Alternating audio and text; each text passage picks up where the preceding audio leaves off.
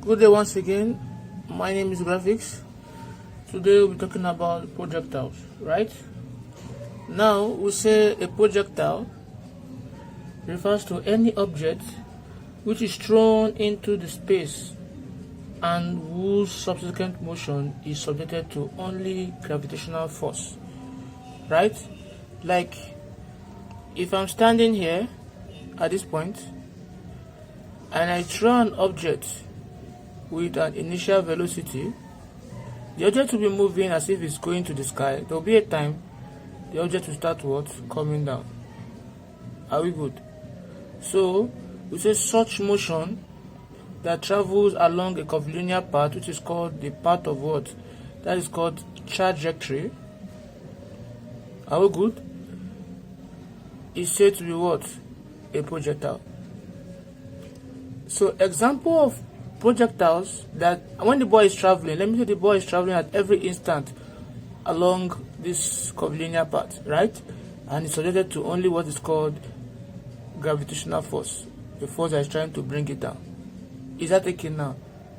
So the distance at which the ball travels from the point at which it is being projected is called what? The range. Are we good? So let's proceed and see what happens. We have types of what? Examples of projectiles. We have examples of projectiles. One good example is what we know very well in our sporting area, which is called a javelin throw. It's a good example of what? Projectile. We have what is called a discus throw also. We have a stone that is thrown horizontally from the top of a tower, and we also have a bullet fired from a gun, and we can also put a liquid jet issuing from the nozzle into the atmosphere. That one is small. We have this. Let's leave that and let's proceed. So what we're talking about now will be the terms that we use. The terms you'll be hearing continuously when you are dealing with projectile. One of those terms is called the velocity of what? Velocity of projection. Velocity of what? Projection. Now the velocity of projection, it's the initial velocity, right, with which the ball is being projected into space. This is the initial velocity with which the ball is what? Projected into space. That's what we call the velocity of what? Projection.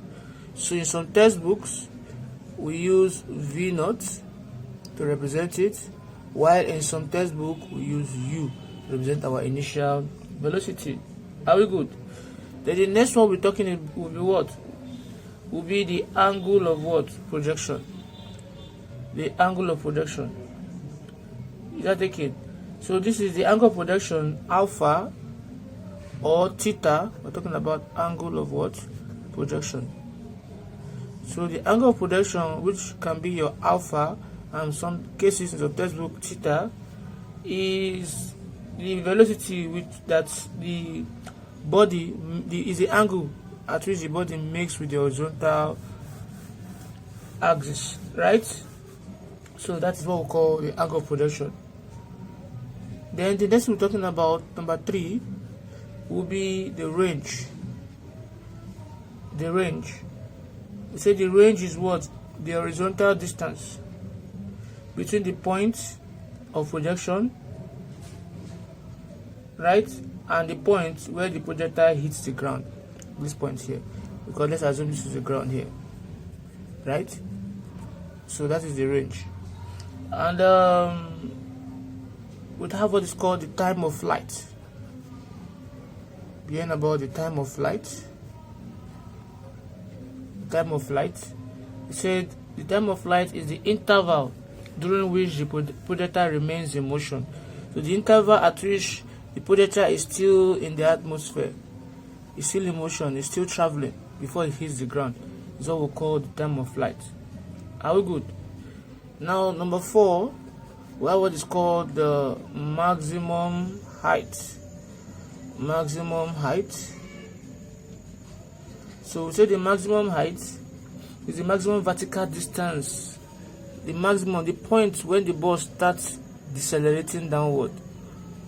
The highest point, say the maximum vertical distance of projectile from the point of projection. So the highest point the ball can travel is it to be what? The maximum height.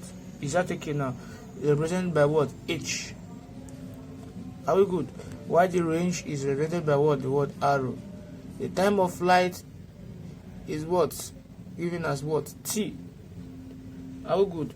So let's see how it goes.